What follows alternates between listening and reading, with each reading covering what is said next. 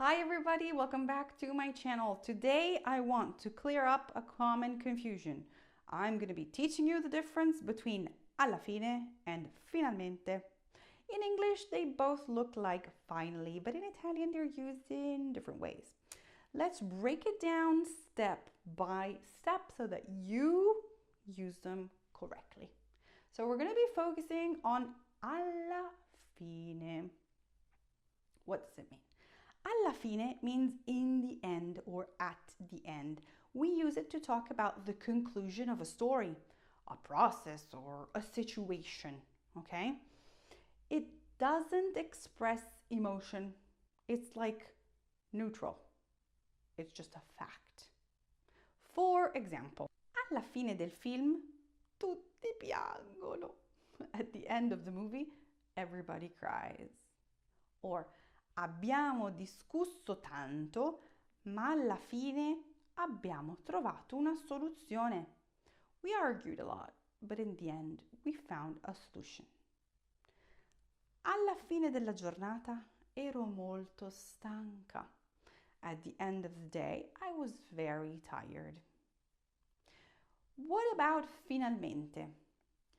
Finalmente means at last or finally, but it has an emotion in there. It's usually like a relief, some satisfaction, or also impatience. So it shows how the speaker feels about the fact that something has happened after a long wait.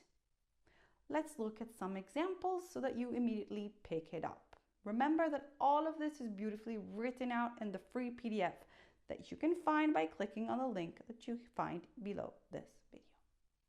So if I say, finalmente sei arrivato, you finally arrived. Or I can say, ho finito il lavoro, finalmente. You feel the emotion here? I finished the work at last. È arrivata la primavera, finalmente. Spring has arrived, finally. So the difference is with or without emotion.